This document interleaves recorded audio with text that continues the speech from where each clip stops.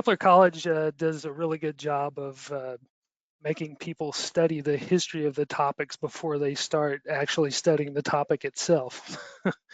So I decided to make a brief list of some alchemists, some notable alchemists through history. And supposedly it starts way back in the foggy history of time with Thoth or Hermes Trismegistus around 4,000 years ago or 1900 before the Common Era. And there have been people from all around the globe that have practiced this. They've got Chinese people, the Wei Boyang. There have been Maria the Jewish. Interestingly enough, there were more female alchemists back during the Hellenistic period than after that. For some odd reason, they're not as notable. Not to say that there aren't some, but they're not as notable. Some of you may recognize Zosimus of Panopolis. He's pretty notable. Then we have Geber and Rhazes, Albertus Magnus, Roger Bacon, and of course Nicholas Flamel, who was popularized by J.K. Rowling in the Harry Potter series. In fact, his wife, Perenelle, was also one of the more notable female alchemists. And then we have everybody's favorite, Philippus Aureolus Theophrastus Bombastus von Hohenheim, also known as Paracelsus. That's a lot of fun to say, by the way. And we have John Dee, Dr. John Dee, who was the court astrologer of Queen Elizabeth I. He was also a practicing alchemist and astrologer. Later on down the road, we have Michael Meyer, Basil Valentine, Elias Ashmole, who is notable for being in the Royal Society. We have Philalethes or Thomas Vaughan and George Starkey. Isaac Newton, many people know as a physicist, but it isn't as well known that he actually cared more about alchemy than he did physics. And he had one of the largest alchemical book collections or libraries during his lifetime. Later on, we have a mysterious person by the name of Fulcanelli, who around the turn of the century made some notable remarks about Notre Dame Cathedral and the Cathedral of Chartres. Sorry if I'm not saying that correctly. And said that Chartres in particular was a library in stone. All of the measurements and statues and all the things in that building were put in as alchemical symbols. Then later on, we have Eugene Cancellier, who was Fulcanelli's student. Dr. Albert Rydell, also known as Frater Albertus. He was the teacher of my teacher, Robert Bartlett. And then we also have Jean Dubuis, who started the Philosophers of Nature in France, which ended a few decades ago, unfortunately. Also, I wanted to make sure that we have a couple of definitions under our belt. Alchemy is known as a medieval chemical science and a speculative philosophy that aims to achieve the transmutation of base metals into gold. And that's what most people think of when they think of alchemy. But it's also about the discovery of a universal cure for disease, the indefinite prolongation of life, and also the process of taking something ordinary and turning it into something extraordinary. And unfortunately, that has been the popular catchphrase for the past decade or so. I've seen real estate agents, facial makeup remover, everybody's tacking the word alchemy onto their product, and it's kind of disappointing and annoying. So for me, alchemy is more along the lines of the medical and philosophical and spiritual pursuit as opposed to selling your car. Also, astrology, I imagine most of the people here, since you're familiar with Kepler, you should be a little familiar with astrology as the study of movements and the movements and relative positions of the celestial bodies that supposedly have an influence upon living beings here on Earth. Then we have a strange word, hypnosis. In Platonism, or the philosophy of Plato, and Neoplatonism and mysticism, the goal of those topics is to achieve a union with the one, or the divine, the monad, whatever you want to call it, deity. But it's basically a practice that eventually leads one to obtaining unity with the divine.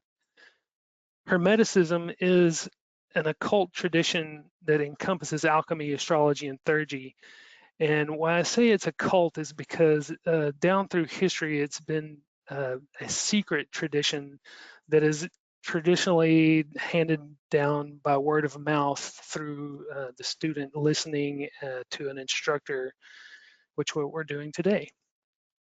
But mysticism, I mentioned that under Henosis, it's a belief that union with the deity or the absolute, or spiritual obtainment of knowledge that is inaccessible by normal means, it can be attained through contemplation and self-surrender.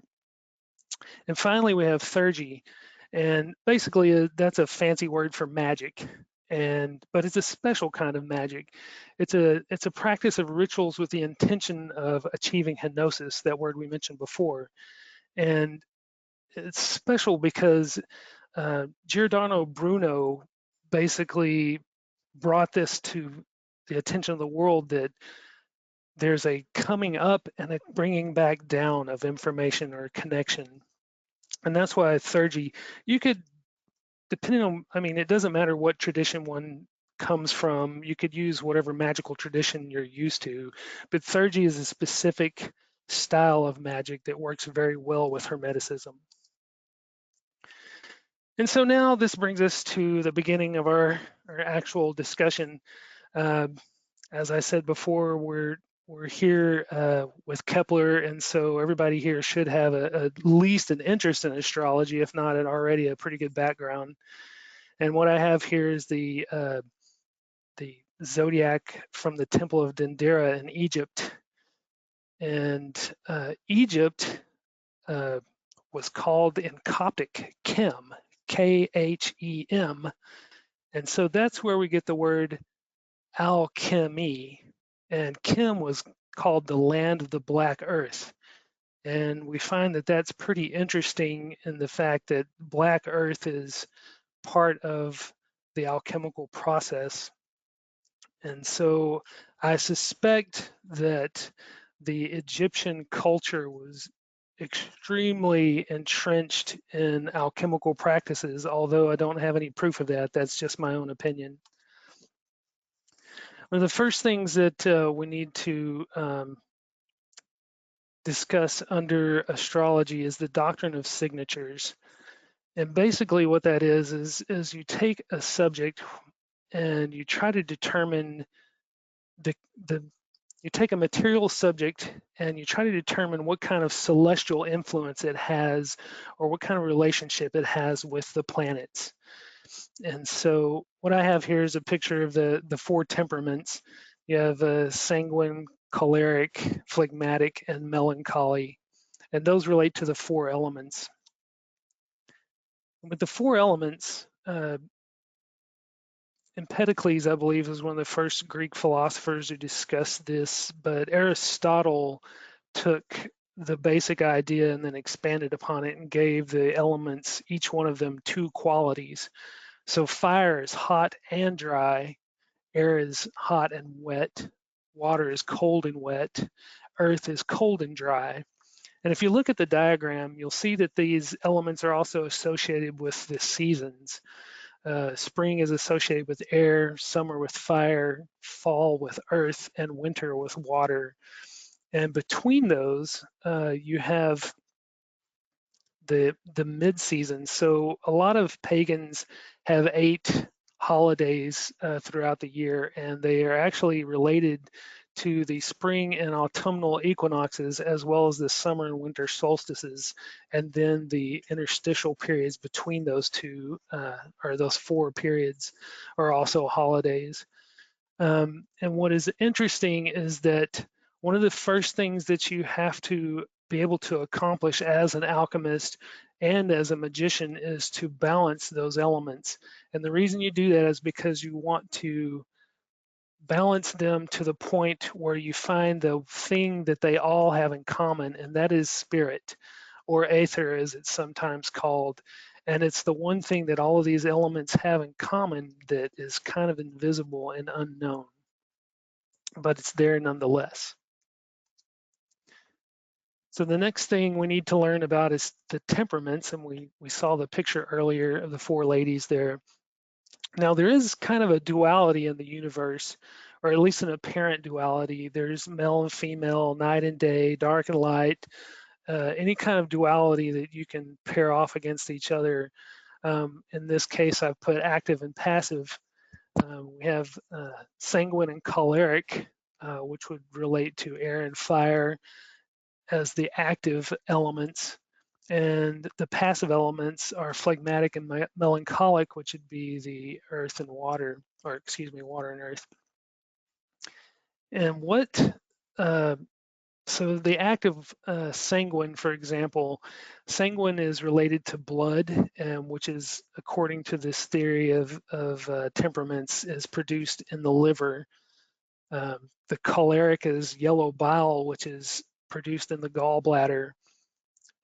Under the passive, you have phlegmatic, which is phlegm and all other fluids that don't fit in with these other fluids, which is produced in the brain and the lungs. And then under melancholy, you have the black bile, which is produced in the spleen. And right away, what you can see is that you have these four elements, but it's also related to the seasons. It's also related to the human body. And even further, it's related to the humors, which are produced by the body. And so you see that there's this celestial connection from what's above down to what's below. So I don't know how many of you are familiar with this plant that I have pictured here on this diagram. If I was talking to a live audience, I would ask you to raise your hands and show me how many of you are familiar with it, but I'll go ahead and spoil the surprise. This is lemon balm, and it is supposedly under the rulership of Jupiter. And one of the things that you need to know about with the doctrine of signatures is structures. And this can be applied to plants, animals, as well as minerals. And the way this is the real art of determining the doctrine of signatures is that it's how you perceive it through your senses. The color of the flower, the taste of a leaf, the structure of the plant itself. Does it have thorns? Are the leaves fuzzy? Are they smooth and thick? Are they succulent? What kind of smells does it give you? Sometimes you can break a leaf or smell a flower and get a different kind of odor that will give you a different sensation. And I put sound on here as well because sometimes you can get different tones from different minerals, and animals, of course, make different sounds. Um, but basically, you would take whatever your material is that you want to work with and try to determine what kind of uh, sensations or senses are related to a specific planet, excuse me. So for example, lemon balm is under the rulership of Jupiter, and Jupiter is typically it's considered more of an airy planet. So it would be sanguine, and lemon balm is very pleasant. I don't know if you've ever ran it through your hands or anything, but it has a citrusy smell, and it tends to make one happy. So the next thing we need to learn about in astrology is electionals, and this is very important for anybody who wants to combine astrology with alchemy. In fact, one of the phrases that relates to alchemy is that it's known as the celestial agriculture, and I really love that phrase. And the reason it's called that is because it's like farming with the stars. This is a table that I constructed for the essential dignities. For those of you who are not familiar with the essential dignities, it's basically a way of determining the strength or the weakness of a planet depending on what zodiac sign it's in. And what I've done is I've made a little code. Um, you'll see that I have the planets in descending order or Chaldean order, Saturn, Jupiter, Mars, Sun, Venus, Mercury, and Moon. And I'll tell you why it's done that way later on when I talk about Kabbalah. But I've got it going horizontally with all of the zodiac signs. And what I have is capital F for fall, the small f is for face dignity, capital T is for triplicity lord, and because it has a little d next to it, that's triplicity lord of the daytime for air. You have a capital D for detriment, and then a capital E for exaltation. So if you look at the graph here, you see that there's a capital F under Aries, so Saturn is in its fall in Aries. And if you look at Libra, it's in its exaltation, which is opposite from Aries. And then you also see that because because Libra is an air sign, it's the triplicity lord, and it also has face dignity in, I believe, let's see, it's the second decan of Libra. And so I've done that with all of the planets all the way through. And so it's kind of a quick reference guide. The next thing you need to know about as far as doing alchemy is the lunar phases. And these are really important because just as the moon has cycles, our work is going to have cycles. So if there's something that you want, if there's a portion of the work that you want to deal with that has to do with something, let's say that it's putrefaction or fermentation, something is going to have to die and let go of its essential spirit. You want to do that while the moon is waning, and that's anytime after the full moon and before the new moon. And if you want to do something that vitalizes or energizes your subject, you want to do that while the moon is waxing. So from the new moon to the full moon. And I also brought up this table of astrological aspects. You may notice that throughout this program here, you'll see the number 5 and the number 7 and the number 3 popping up a lot. It's really interesting that we have 5 main aspects, but there's also, if you count the quincunx and the inconjunct, the quincunx being 150 degrees and the inconjunct being 30, those are the gray areas in the circle there. That would add 2 more aspects, and so that would make it a total of 7 aspects. And as well, each planet is kind of associated with an aspect. So for example, the malefic Mars is usually associated with the square. The malefic Saturn is associated with the opposition. The benefic Venus is associated with the sextile, and the benefic Jupiter is associated with the trine. And as far as the quincunx and inconjunct and the conjunction, we'll leave that up to you to decide. And the next thing you need to know about celestial agriculture is the planetary hours. This is a famous clock. I believe it's in Prague. I haven't been there, unfortunately. I would love to see it. But I like this picture. It's kind of interesting because if you notice on the outside, it has 24 hours. It goes all the way around. And the one is over there on the right-hand side at the horizon, like kind of at the descendant if you were looking at an astrological chart. So I suspect that these planetary hours are based on sunset. So it's kind of an interesting thing to notice about that clock. So I mentioned earlier Dr. Albert Rydell, Frater Albertus. He taught Rosicrucian hours is what he called them. He was a member of AMORC, and I believe that's where he got this information.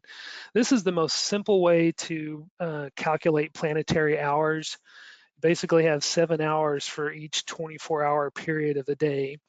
So on this chart here, if you look under the sun for Sunday, from midnight to 3:25 a.m. is going to be the hour dedicated specifically to Mars, because at sunrise, depending on what latitude you're at, is going to take place any time between 3:26 and 6:51 typically, and so that gives you almost 3.5 hours to do anything related to the sun, and each hour progresses until the next day.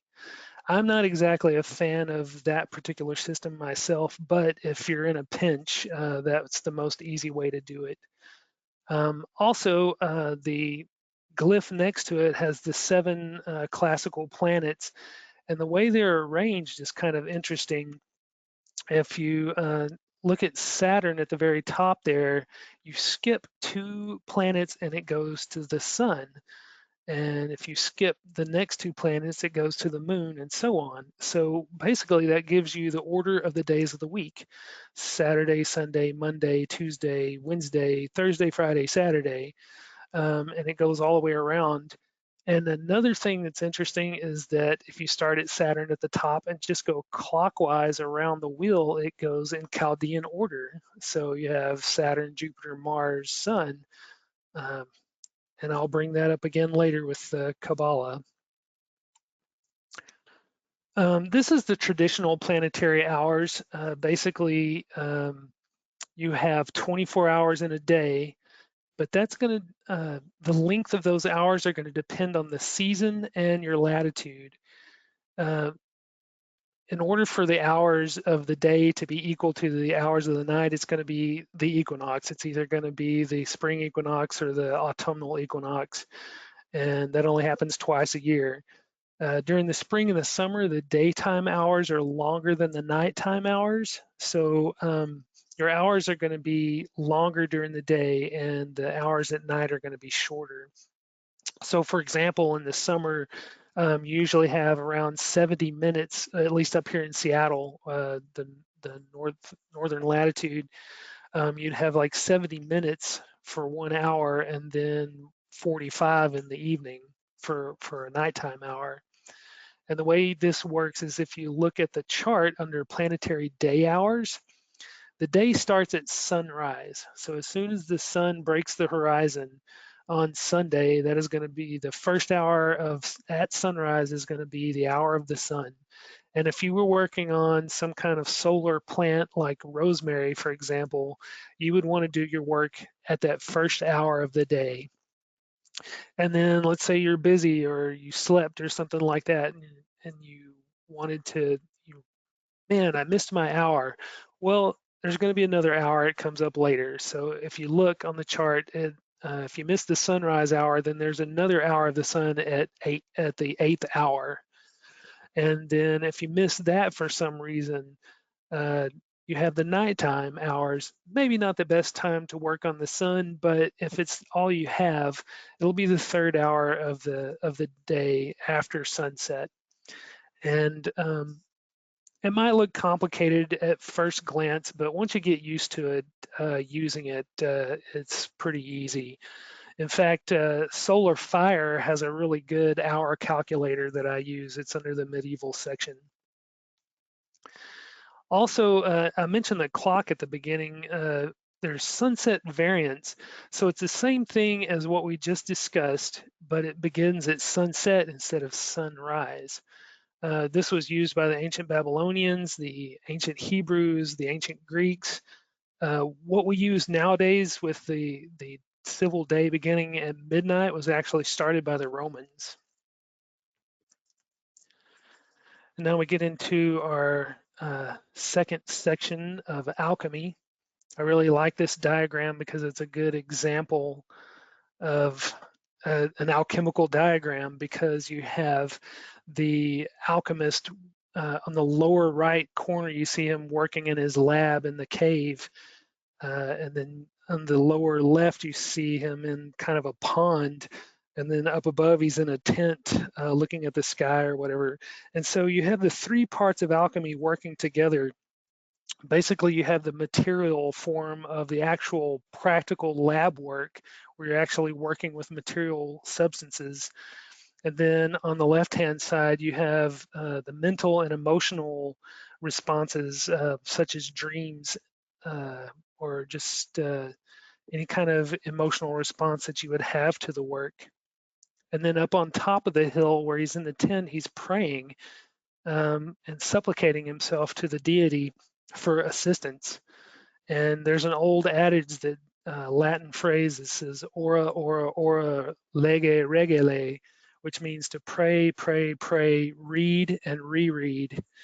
And so that's how the alchemist does his work. There's a material portion, there's a emotional portion, and then there's a spiritual portion. And as I just said, there are three kingdoms. Everything in alchemy breaks down to threes. In this, we have the mineral kingdom, the plant kingdom, and the animal kingdom, and they all overlap. And in fact, some people would say that the humans would be a fourth kingdom, but I like to think of the human being as being either under the animal kingdom or the part where it all overlaps. So the first kingdom is the mineral kingdom. And for those of you who remember earth science when you're in junior high, there's three types of rocks basically. There's sedimentary rocks where things were slowly laid down into a sediment, usually in the ocean or a lake or something like that over long periods of time, and it accumulated. Then there's metamorphic rocks, which are rocks that have over time under extreme heat and pressure have actually changed from one type of rock into another, and it may be mixed. And then there's the igneous rocks, which come straight out of the lava, depending on what minerals are in the lava at the time. And so it's kind of emblematic of alchemy as a whole, because the igneous rocks would be like the sulfur, and the metamorphic would be the mercury, and then the sedimentary would be the salt. And speaking of salts, the image that I have here is known as the hand of the philosophers. And if you haven't seen it before, at first glance, it looks a little odd, but you do some research and you find out that the five fingers are representing the five main salts that are used in alchemy. The key is sodium chloride, which is regular table salt. The lamp or the lantern is alum. The sun is sal ammoniac. The star is vitriol. And the crown is saltpeter. And the fish represents mercury, and the fire is sulfur. And I would go into these a little further, but I've got a lot to go through here, so I'm going to go forward, and I apologize. Under the plant kingdom, we have five classifications. The Thallophyta is basically algae, slimes. Bryophytas are the mosses and lichens. Pteridophyta would be ferns, plants like that. Gymnosperms are the conifers, pine trees, things like that. And the angiosperms are any kind of flowering plant, which pretty much takes up the majority of the plant kingdom. And I like the picture there because it does incorporate the sun and the moon and the serpents representing Mercury. And in most alchemical diagrams, you will see a sun, a moon, and some kind of representation of Mercury. And that's because the sun is the sulfur and the moon is the salt, and the Mercury is the thing that joins the two. Also, the plant at the bottom, if you notice it, kind of looks like a Venus flytrap, but I kind of suspect that it's actually a sundew. And the word there, insoleil, I tried to look that up, and there's not really a good French translation of that, but the closest thing I got was insolate, which means to expose to the rays of the sun. Under the animal kingdom, we have five vertebrates.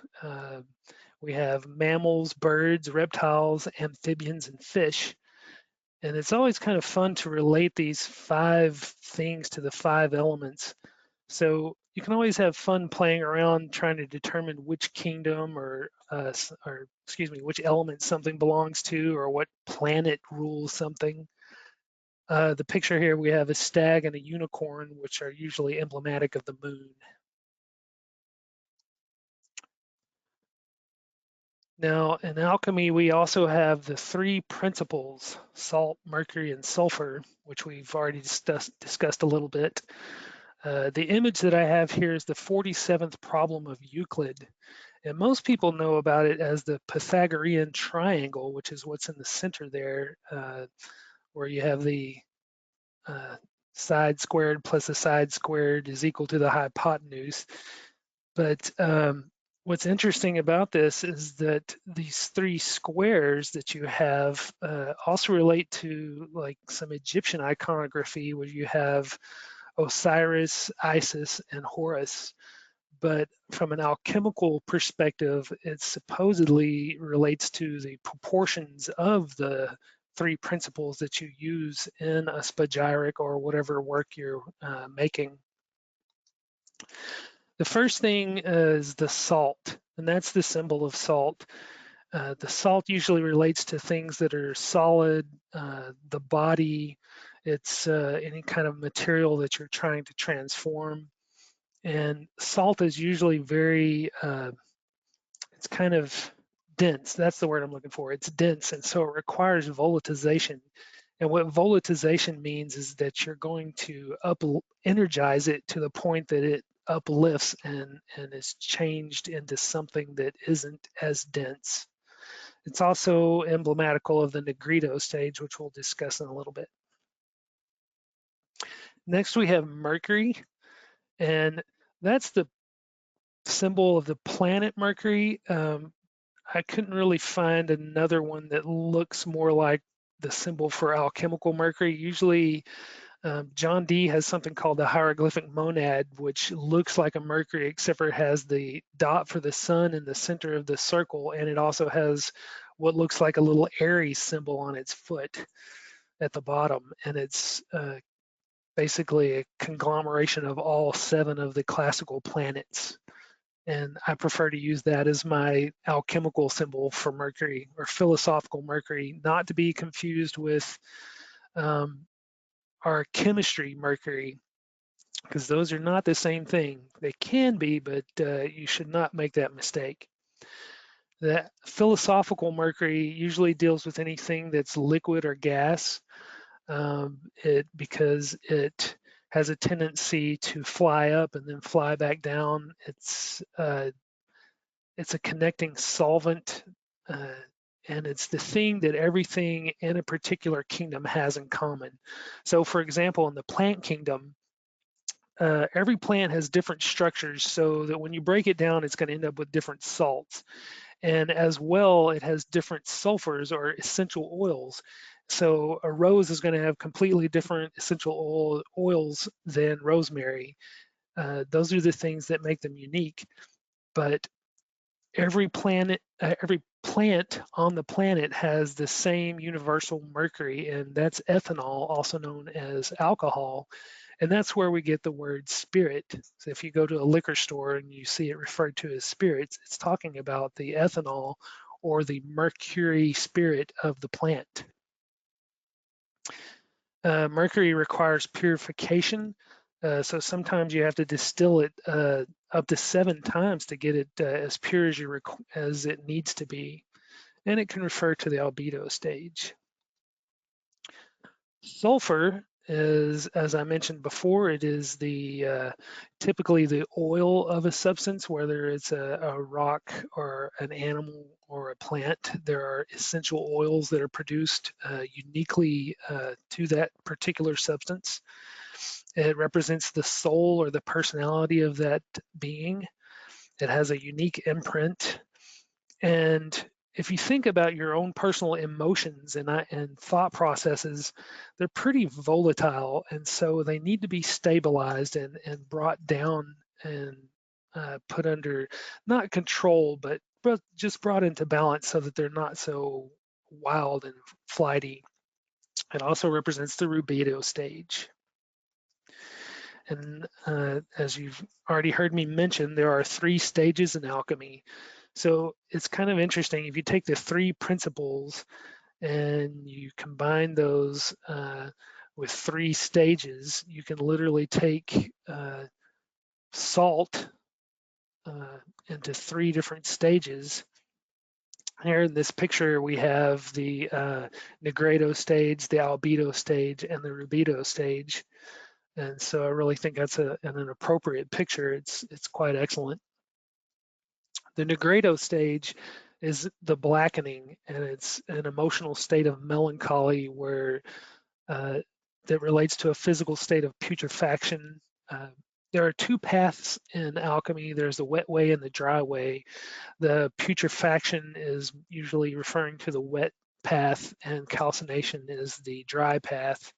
For those of you familiar with Vedic techniques, you may be familiar with tamas, and that would be something that you could relate this with. And it's usually typifies the death of something. It can be literal mortification, or it can also be a metaphor for death. Something is coming to an end and it's about to go into a transitional state, which would be the albedo stage, which refers to whitening. Um, Typically, if you take one of the plant salts, for example, you burn it or calcine it, and it's usually black when you first burn something, and that's usually the carbon that you see. But you can take it through a process of dissolution and purification where you add the phlegmatic water to it, and over you dry it out and wash it out and dry it out and wash it out, and those blackened ashes will eventually turn white. And it's kind of amazing to witness that. And uh, again, with those who study Vedic practices, it relates to sattva, and it can relate to the duat or the afterlife. And finally, we have the rubedo stage. You keep processing those salts and heating them and drying them out and heating them at a greater heat. They will eventually go from black to white and to pinkish and then red. And some will even go purple, depending on how much work you do on them. But it usually is something that has been purified to the point that it's actually very energetic and very volatilized, and that's similar to Rajas in the Vedic studies. And it relates to rebirth or ascension. So for those of you with a Christian background, you will recognize that when Jesus was crucified, he died on the cross, and then he spent 3 days in the underworld and then was risen. And so there's kind of a similar story there. Finally, we get to the last section here of what we're talking about today, and this is Theurgy. And as I said before, that's a type of magic. And I really like this. This is one of the most famous alchemical diagrams, but I really like it because it is divided into thirds. If you look down on the ground in the material world where all the plants and animals and things are running around with the 4 elements, and then in the middle of the picture you have the celestial realm with the stars and the heavens, and then above that you have the super celestial where the deity exists, showing once again that there's a body, soul, and spirit division of all things. And I mentioned before about Kabbalah. Now, there are several ways to pursue magic with alchemy and astrology, but Kabbalah seems to be the preferred Western or Hermetic path for that. And the reason is, at least in my opinion, is because this symbol here is called the Tree of Life. And basically, you have 10 Sephiroth or spheres and 22 paths that relate to the 22 letters of the Hebrew alphabet. It really makes a great mnemonic filing cabinet for we were talking about making associations between the doctrine of signatures. This is a great filing cabinet to associate planets with the doctrine of signatures. And so I'll move on. The first type of Kabbalah is called practical Kabbalah, and basically that has a lot to do with kind of playing number games with words and letters. So with Gematria, you take the numerical value of all the letters in a single word, and then you compare them to other words that have the same value. So for example, the Hebrew word for Taurus is Shor, and that adds up to 506. The way that works is you have Shin, which is 300, Vav is 6, and then Resh is 200. So you end up with 506. And if you have something like Godwin's Kabbalistic Encyclopedia, you can quickly reference 506 and find other words that have the same value, such as Asherah, which is the goddess of prosperity, which is interesting because Taurus has a natural relationship with the second house and possessions. So that's kind of an interesting connection. Notaricon is when you take the first letters of words in a phrase and make an acronym out of it. So here we have Al-Melik Ne'eman, which a lot of you may recognize as Amen. Tamura is if you take the letters and then you rearrange them according to certain codes or ciphers, you can come up with a different word and a different value. So here what I've done is I've taken Amen and I've replaced it. Aleph is the first letter of the Hebrew alphabet, and I've replaced it with Tav, which is the last letter of the Hebrew alphabet, and then the letters in the middle correspond to their opposite letter. So, hello? So Amen has a value of 91 or 741. And then the One word. moment. I'm just gonna mention to everyone to make sure that you are muted. We're getting some feedback here. And that's all I have to say. Continue. Okay. And so you have those values for Amen, and the reason for the double values is because the final letter Nun has a double value, and so that's why you end up with two values. But if you take the Tamura letters that equal 419, basically, if you look at 91, it's equal to the word angel, and 741 is equal to faithful, and 419 is equal to serpent or unity.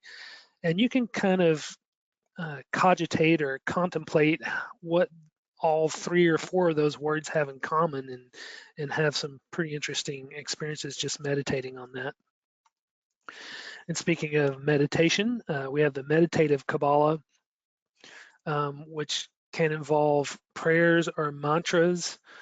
And then there's also what is called the Merkava, which is a technique for astral travel. And back previously when I showed you the tree of life, all of those pathways, each one of those spheres or sephira is a world or a dimension, and there's pathways to get from those between those dimensions.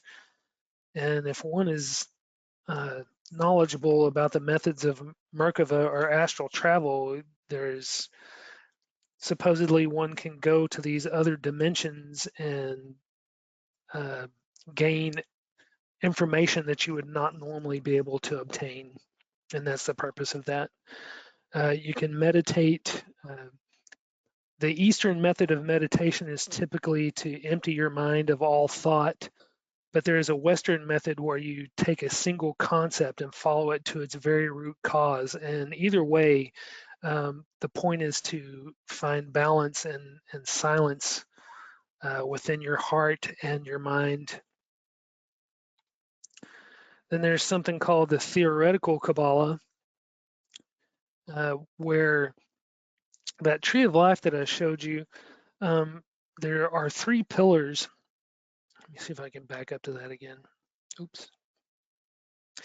So if you see the spheres that are on the left-hand side, there's a black one, a red one, and an orange one. That's on the pillar of severity. And the ones that are on the right, the gray, the blue, and the green, that's the pillar of mercy. And then the other four, the white one, the yellow one, the purple one, and the multicolored one at the bottom, those are on the pillar of beauty. And those are the three pillars. There are four worlds. Basically, it's Absolute, Yetzirah, Absolute, Bria, Yetzirah, and Asya. And each one of those worlds has another tree within it. So the Malkut of the bottom sphere of one tree connects to the Kether or the top of the tree below it. So it kind of makes a chain. There are six trees that correspond to the cube of space, which has six faces. There are 10 Sephiroth in each tree. There's 22 paths on each tree. You can connect all of those and form 231 gates, and so on and so on. And it's just an ever-expanding, multi-dimensional holographic universe. It's kind of like a fractal that goes inwards and outwards upon itself indefinitely. This image that I have here, I got from Nassim Haramine's site. He's come up with something that's pretty amazing. He took 64 tetrahedrons and combined them into a three-dimensional figure that Buckminster Fuller called the vector equilibrium. And you can take the tree of life and spin it from that center point, and it goes all the way around. There's a really cool video on his website that shows that, and it's worth checking out. But basically, it shows how everything in the universe is connected, and everything can be accessed from one point or another. And it's also similar to Indra's net. And finally, we have invocation. And what that involves is putting some effort into invoking or summoning or calling forth divine beings or energies, however you want to look at it. Some people say angels. But anyway, it's a way to contact something that's higher than yourself to gain aid and energize the substance that you're working on. The image that I have here is the Sigillum de Ameth from Dr. John Dee. This is what he used to scry with and contact angelic beings. And he supposedly, along with Edward Kelly, developed what's called Enochian, or the angelic language.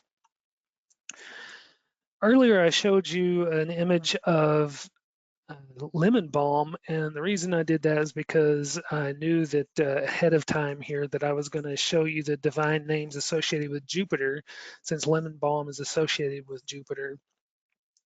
And I figured since he's the greater benefic, it wouldn't do any harm for anybody to see the divine names associated. So whenever you're doing invocations, there's typically 7 names that you want to associate with your work that you're working on. We have the divine name El, the archangel Zadkiel, the angel Sakael, the angelic choir of the Kashmalim, the intelligence of Yahafiel, the spirit of um, Hasmael, and the planet name is Zedek, which is associated with that blue sphere that I showed you on the Tree of Life. This is a really fun part, or at least I think it's fun. Kameyas are magic squares that you use to create magic sigils. And the reason it's a magic square is because it's a mathematical kind of a paradox that you can take this cube, and this is a Jupiter square because it has 4 horizontal and 4 vertical rows. And if you put the numbers, because there's 16 cells, you take the numbers 1 through 16 and arrange them in such a way that no matter whether you're adding them up horizontally or vertically or even diagonally, they all equal 34. If you take the numbers all the way around the border, it's 136, which is 4 times 34, and the border by itself is 102. It's kind of interesting. Some of those words, those divine names that are associated with Jupiter actually add up to 136. And let me show you the sigils that you would create. I apologize for the poor quality of this image. I was having a really hard time finding sigil images online, so I just basically put my own note, my own notebook copy up there. This is great. Base, This is great, by the way. I think it really helps us to see how you lay it out. So it's a great quality. Thank you. okay, sure, no Yeah. problem.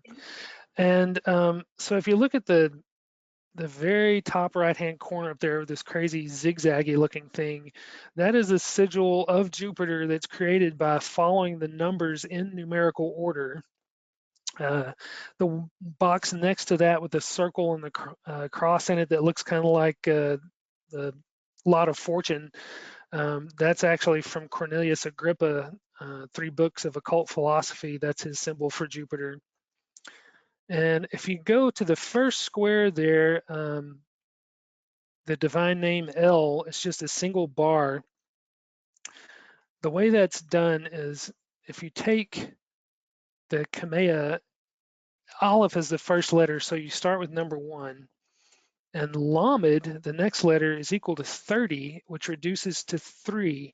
So you would draw a circle in the 1 and a straight line down to the 3, and then a little perpendicular bar to show that that line is ended.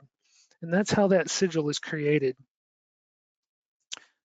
And there's some rules to follow. So like I said, there's 22 letters in the Hebrew alphabet, but in this Jupiter square, there's only 16 squares. So at some point, you're going to have to reduce to a single digit to get the number to fit in there. And you start with a circle for the sigil to start, and then you draw a straight line to the next letter. If there's a double letter, or if you are using a different letter in the same square, you're going to make a loop. If there's a letter that you're going to pass on the way to another letter, but if you made the straight line, you wouldn't know the other letter was there. You make a kind of a curve in the line, which I think you can see right here. This one has a good example of that. And then you use the perpendicular bar at the end of the sigil to show you that's the last letter. And sometimes if you have overlapping sigils, I would use, let's say you have a word with 2 names, like Elohim Gabor, for example, I would have the second sigil with 2 bars. So that way you would know that it was the second word, just for an example. And then that last little doodad there is actually from the Arbitel, I believe, and that's the Olympic spirit Bethor. And that I'm not exactly sure how those sigils are made, but there it is.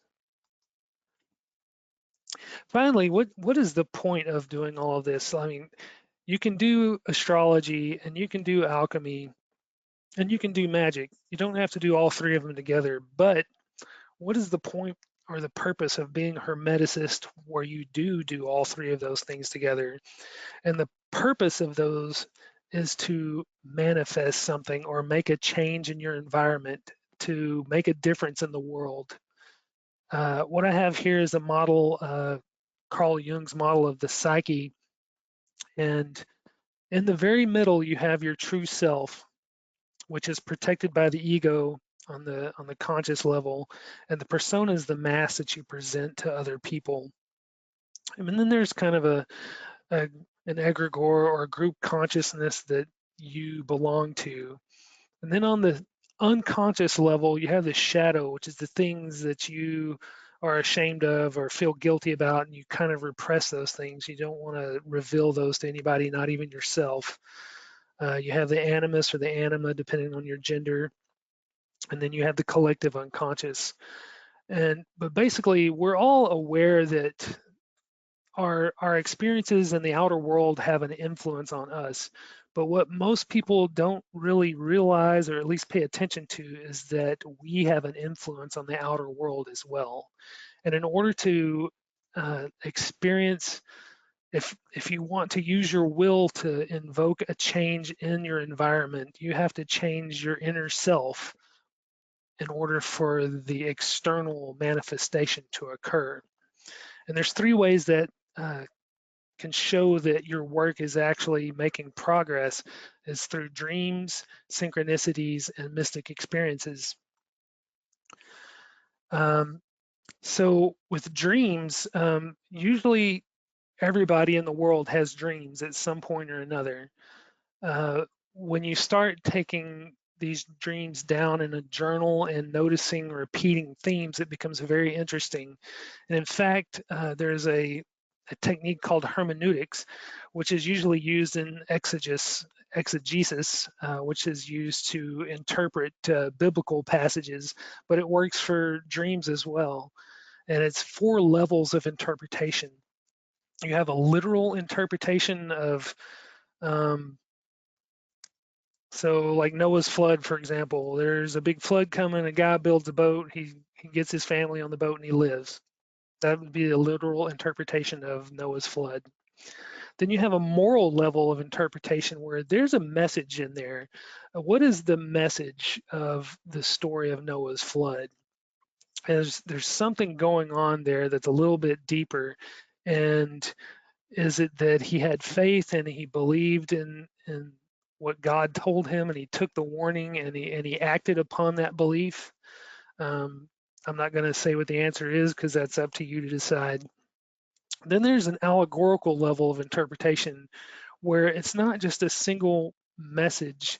Uh, with an allegory, there is a symbol, and the symbols can have multiple interpretations. They're so much deeper than just a single moral. Um, and then you have the can't say that, anagogical, excuse me. And an easier way of saying that is mystical. There's a mystical level of interpretation that transcends the allegorical. You get a whole brand new perspective on a symbol or a set of symbols, and it's can be intangible or unmentionable because there's no other way to explain it other than to experience it. And this is a Salvador Dali painting that I have here, and I think it's fantastic, and it's a great representation of how abstract dreams can be, but how loaded they are with symbolism. The next subject is synchronicity, which was popularized by Carl Jung. And he said that that was an acausal connecting principle or meaningful coincidence where something other than the probability of chance is involved. And I have a golden scarab here because that is one of the proofs that he had is that he was with a patient supposedly one day who was discussing this dream that she had about this golden scarab. And while they were discussing this dream, an actual physical golden scarab flew into the window of the room. So that's where the idea of synchronicity comes in. There's no way to prove it, but it happened. Then we have John Stuart Bell, who was a physicist. Bell's theorem shows that the non-locality in quantum entanglement, that there are two particles that are connected regardless of distance. And I believe that that may be one of the mechanisms behind astrology, or at least the perception that astrology works, is because of Bell's theorem. But basically, what this means is that the first law of alchemy, all is one. That is the first law, that even though there seems to be diverse multiplicities of things, and you can boil it down to four elements, or boil it down to three principles, or boil it down to dualities. All of those are illusion. Everything really is connected, and it's not just connected, it is one. And finally, when you reach that state, you may start to experience some mystical things. I found this list on this website. The link is below here. This list is pretty interesting because it's it's a good description of what happens when you have a true mystical experience. You may have what's known as conscious unity. You realize or experience what it means for everything to truly be one. It's outside of time. There is no past, present. There is only now. There's an objective reality. You transcend your own ego, and you realize that there's an objective view that doesn't take things personally. You have an overwhelming sense of gratitude. You realize that all life is sacred. Uh, there is no duality. Um, Often it's indescribable. If you have an experience like this, there are no words. You can't convey to your friends or your loved ones what you've been through other than wow. And unfortunately, it's temporary. It usually goes away. But even though it's temporary, it is life altering. And finally, I have a list of some books that you might be interested in checking out if you're interested in this particular path. And here are some links. The first one used to be levity.com, but it's the alchemy website.com now. That's run by Adam McLean. It's probably one of the best. It's got everything on there. It has everything. Then, if you are truly interested in becoming an alchemist, you can join the Alchemy Guild. And the workshop that I'm going to do next month, I'm probably going to show you how to make a Paracelsian spagyric, which I actually have a bottle here I was going to show. But if you're interested in the more heavy duty stuff, such as metal work or mineral work, I recommend you go to spagyricus.com and check out Robert Bartlett. He's got years and years and years and years and years of experience. He's brilliant, and he's a blessed, wonderful man. So finally, I guess I will open it up to some questions. Okay, this has been so fantastic. Oh, I love this image too. So just to start with, I'm getting so many people are just thrilled and love your presentation. Can definitely see the work and the detail that went into all of this. So thank you for that. And a lot of people also want to make sure that they get copies of the PDF, including me. So how do we go about requesting that from you? Okay. See if I can skip forward here. There we go. Can And we everybody can see also that? send it out. Kepler, I think, can send it out as well, if that would be easier, if you want to just send us the PDF. I can do that as well. Sure. Okay, we'll work it out later. So everyone, you will get a copy. Don't worry. So questions, there weren't a ton because you were very thorough. The first one I have is why so many differences between the numbers assignments in Kabbalah? So I guess I'm trying to understand by, I know you have a question. I'm trying to understand what you mean by assignments. Can they Okay. clarify that a little bit for me? Yeah, we'll see, I'll have them respond. They are listening now, so let's Okay. see. Let's move to the next one. I apologize.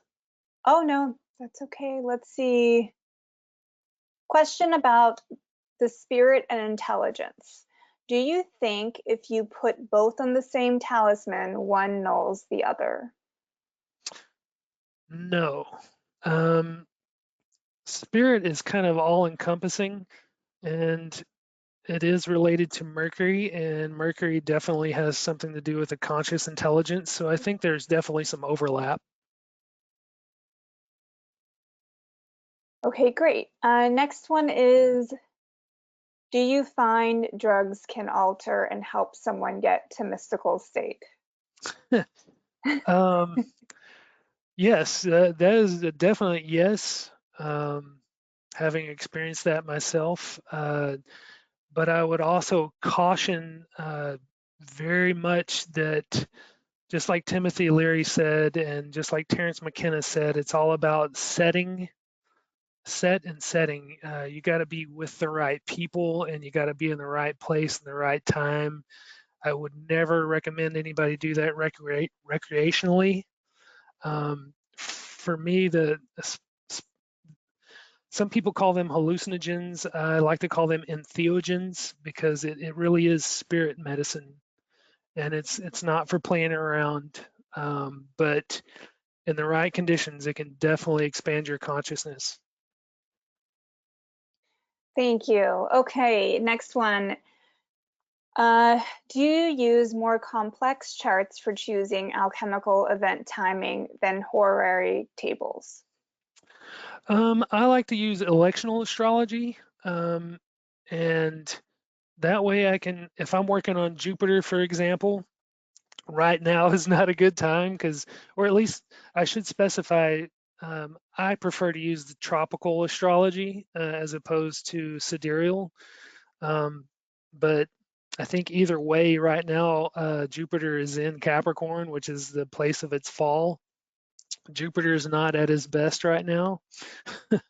But yeah, horary is good because you may say, hey, is this a good time for me to make a tincture, or is this a good time for me to deal with Jupiter? And on a personal level, it may be time for you to do that. But on a general level, I would not do any kind of Jupiter work right now. I hope that helps. I think that's helpful. And someone said you look like a rocker with the guitar on the wall. Cool. uh, Next one. Someone wanted the source for the lovely visual that contains so many Kabbalistic trees that looks like Indra's web. Is that Yes, correct? that's actually on Nassim Haramein. That's on his website, and I don't have that with me at the moment. Let me see if I can pull that up.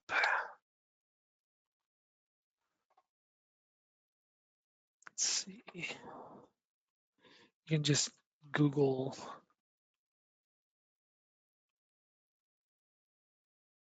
Yeah, if you want, we There can it just, is. oh, okay, go ahead. I think it's resonancescience.org.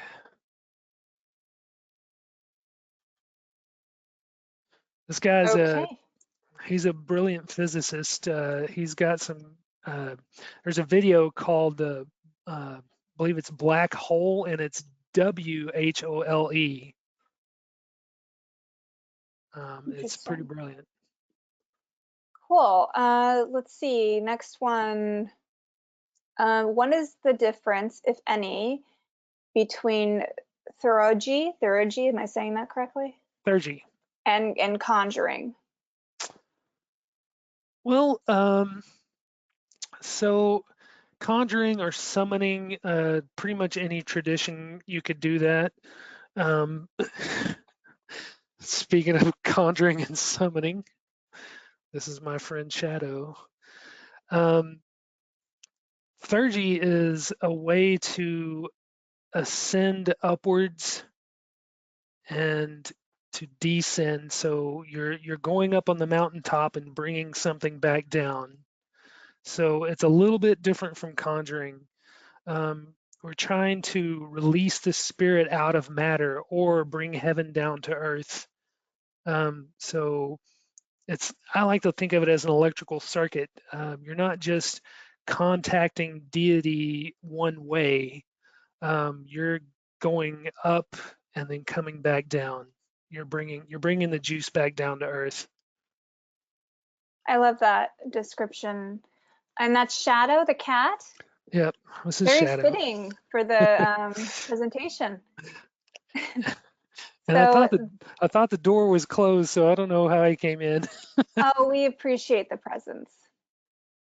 It's really a blessing. So next one, let's see. We have questions about book recommendations, but you have that whole slide. So I believe when we get the PDF, we'll be able to um, Yes, I see have a list them. of. Yeah, and then is there a website for plant descriptions relating to each planet? Um, well, there's a book called Culpepper's Herbal that has been. It's actually been printed more than the Bible since it originally came out. Unfortunately, that book is based on England, so the plants that are in England. But I still refer to it. You can pretty much Google Culpepper's Herbal um, and find out all the plant associations, but a lot of things really depend on your own personal perspective as well. For example, mugwort in Culpepper's is listed as a Mercury plant, but myself and some other practitioners, we've all pretty decided that no, it's a moon plant. It is not Mercury. Yeah, moon makes a lot more sense, it Yeah. seems, for that plant. Okay. So it depends on your personal experience as well. I mean, it's good to have a guide, but make sure that you're not just blindly following what somebody else says. Indeed. Okay, so we have a few more questions. Do you find a strong Mercury influence? Do you find a strong Mercury influence in someone to be more alchemical? Ah, I could see why somebody would ask that, but I'm going to say no because just like astrology and everything else, the Hermetic arts are named after Hermes, and so there's definitely some mercurial leadership there. However, like myself, I have a completely debilitated Mercury, but it doesn't mean that I don't enjoy those things. Um, yeah, you can. Each individual is different, so and I would say that alchemy is for everybody. So if you have a debilitated Mercury, don't let that stop you. Great. Okay, so the next question is essentially like why use alchemy with astrology? Um, are these Excellent. using, yeah, that's essentially what they're asking. So yeah, Fair why use enough. it? So why use astrology with alchemy? Was that the question? I'll read that. I was trying to summarize, but I'll read Okay. what can you do with alchemy and why? So ultimately, are all three of these ideal for manifesting? Is that the end result? Yes. So with astrology, you can be an astrologer and do astrological things. You can look at somebody's natal chart or whatever. There's tons of things that you can apply astrology to. Magic. I have lots of friends that are magicians who do magic things, and uh, the thing is like there are lots of astrologers that won't touch magic with a 10-foot pole, and there are lots of magicians that don't think they need to know astrology to do what they do. But alchemy is where the rubber meets the road. You literally, I don't think it's possible. I mean, you can get an alchemy book and you can make a tincture by following the recipes or whatever, and do you can follow the steps and make this thing. But I think if you do the astrology, which means you're going to be doing it at the right planetary hour and following the essential dignities and using it when it's most potent, and then you use the magic to even add more juice to it. I think it's the difference.